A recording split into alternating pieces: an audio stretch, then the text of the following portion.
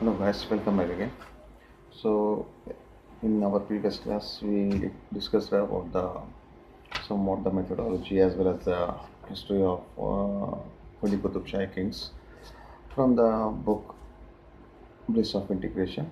So if we go back to the second chapter, which gives us the clear data about the ancestry of Qutub Shahi kings and its rise as well as its fall of the kings, because these are the kings which we own, especially the people of Telangana. We are having, we are enjoying a lot of good gifts that they have given to us. In a such a way, this dynasty, if you go through that, these was a Turkish dynasty whose members were also called as Qutub Shahs, if you go back to their origins. And then they were ruling family of the kingdom of Golkonda we know in the southern India. And in the same way, they were Shia Muslims. There are two groups in the Muslim community. We know that. And they also belong to the Khara, Qara, Khara, as well as Qunilu. Khanilu. Khara, Khanilu. As the kingdom was not mighty one or the force to reckon with. If we go back, it was neutral and avoided any war scenario. It is not here in the Telangana. That was I'm saying. It was Sultan Quli Qutub Shah, one the founder of Golkonda Kingdom, as we know, and the royal family. It was a royal family of Hamadan, and a survivor of Khara Khanilu tribe. It's a name of a tribe, or we go back decode it. Its name comes as Black Sheep of trans-oxania, or we can call it as trans-oxania. The Islamic historians who deals with these words, they decode that this place was somewhere in between Western Iran and Turkestan. This place, trans-oxania, and then in the same way, from there they got many things such as they enjoyed the sovereignty on the western boundaries of Iran, as well as the tribe was distinguished place in history with the great personalities before them, before they came to the Indian plateau, especially on the Telangana. The two kings, Hara Yusuf as well as Sikandar Shah, and at last Jahan Shah. Mainly, we can call them as somewhat the great people who enjoyed, who became the leaders of these tribes, who led them. But this was the only tribe in the Turkestan, which stemmed and died temporarily. We can say as these peoples are the successors of these wandering tribe or the tribe which ruled the western parts of Iran as well as Turkestan. So their genealogy goes back to that date. And then Sultan Quli in the Deccan, we know his character. So he was Quli's flight from Turkestan to Deccan is a very romantic. Let us see how he came from that far land to the southern India. See, here when he migrated to Deccan were a horrible circumstances of his country in the same way, such as we, if we go through the Babarnama and how he wandered in the Samarkand land after being expelled from his tribe and by the many passing through the Khyber Pass or whatever, Farhana to Samarkand, and there from here to at last he reached the Panipat, and fought Ibrahim Lodi and conquered the throne of Delhi. In the same way, the Sultan of Quli Qutub Shah, the our Sultan of Sultan Quli Qutub Shah of Deccan, mainly the Telangana land, we have to know a lot more of him, as well as how he emerged to a height, a peak, as well as how his kingdom declined. These things, if we discuss, it will be helpful for us as well as you can go through that, because these questions may come if you those who are preparing for group 1 as well as group 2. Group 2 has gone, but one is there in front of you, and many exams are there, competitive exams. This may work, and people and pupils who are interested in history, they can also be. So it appears the Sultan Quli proceeded to Deccan Strait and found way in the Bahmani kingdom. See, before the Quli Qutub Shahi kingdom, So one thing before that we have to clear that the Bahmani kingdom was separate and the Sultan and the Quli Qutub Shahi kingdom was separate. Before the Quli Qutub Shahs, Bahmani Sultans were there. And besides there, the Adil Shahs are also there. We come to know about them afterwards. I will explain it clearly. So he found a place, maybe as a in their service as an officer or whatever, and then widely known and had lot on also attracted people from Iran and Turkestan for his hospitality and patronage of learning. The reign of Mahmud Shah Bahmani, during which Sultan Quli got ingress in the Deccan, was the period of immigration for foreigners who were generously welcomed by Bahmani Darbar. Firstly, he came by seeing his hospitality, whatever he called his people. Let us come here. If you come to Deccan, here the people are good, they are very hospitable, they are very generous towards the migrants or those who are having their skills, those who are honorable to the king, devoted towards the king. So their family slowly started, whatever, not only his family, the tribe came and reached here. They crossed.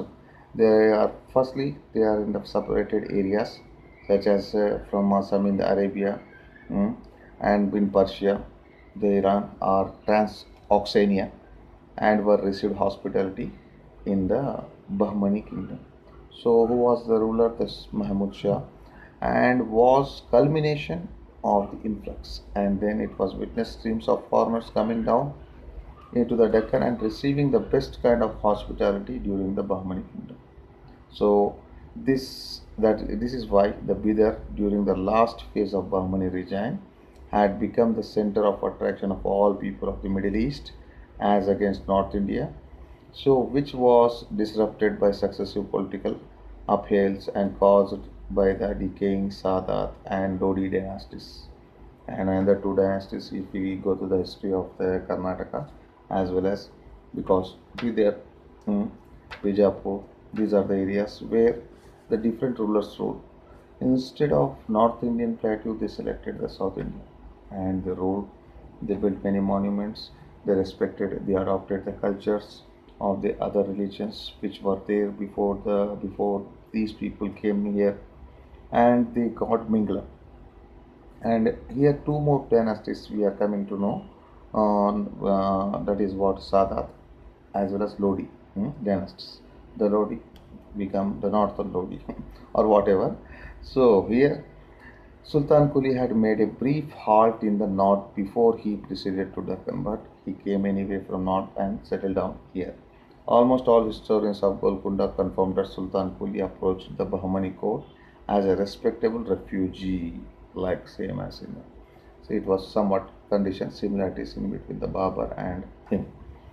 So with rich presents and not as a slave, and when Sultan Quli and his uncle Allah Quli were received in audience by the royal court at the first time, they awarded the liberal annuity and subsistence, and their second visit they were asked to settle down in the Deccan. These people are having something specialty. The king might have seen something special in them.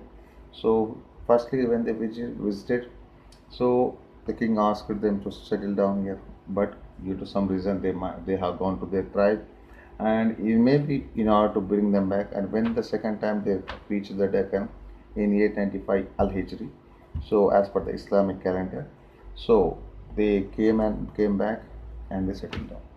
So opened a fresh page in the history of Deccan. And as we know, Deccan has the Bahmani governors of the provinces, the five provinces we come to know in the seventh class onwards.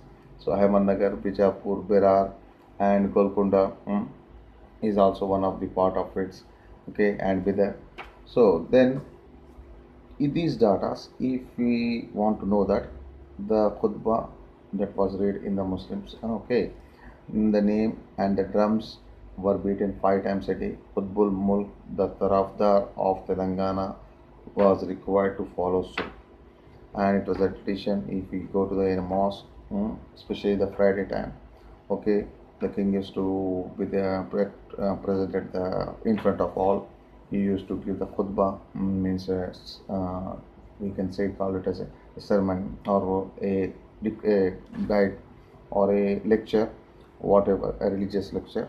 So remembering the Prophet as well as whatever the Islamic traditions. Then afterwards the ritual, the namaz will be performed. Then besides that, these are the daily things that they used to perform, because maybe they are having a lot of knowledge about the Islamic traditions or the Islamic education in fiqh, whatever, the Quranic law. So that's why they are appointed for these purposes. See, if you go to the seven tops of recently, 2 years back, something was found. There was a madrasa at somewhere around the Skuli Qutub Shahi tops. It was excavated, and now the work is going on.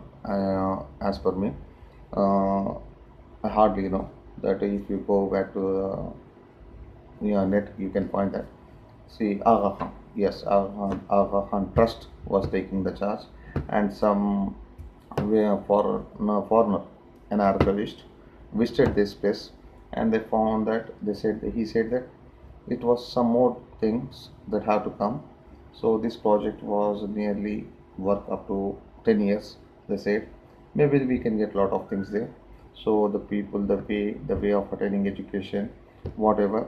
Anyhow, today we learned what is their origins and what is the birthplace of these people, the Holy Qutub Shahis, and how they migrated and where they settled and what are the specialities. We are going to know in future in our next classes as well as. Okay, I think it's a short lecture, enough for today. Until then, goodbye. Hello guys, welcome back again. So in our previous class we discussed about the somewhat the methodology as well as the history of Holy Qutub Shahi kings from the book Bliss of Integration.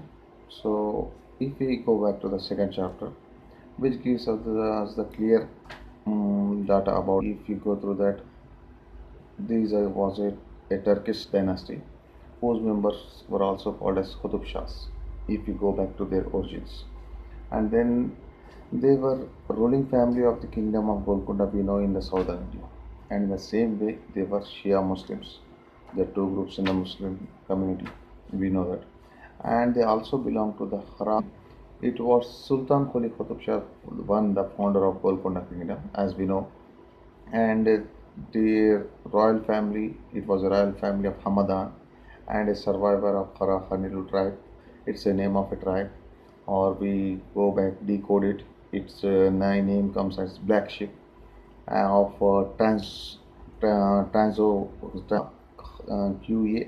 Khara, as well as Qunilu Khanilu Khara Khanilu.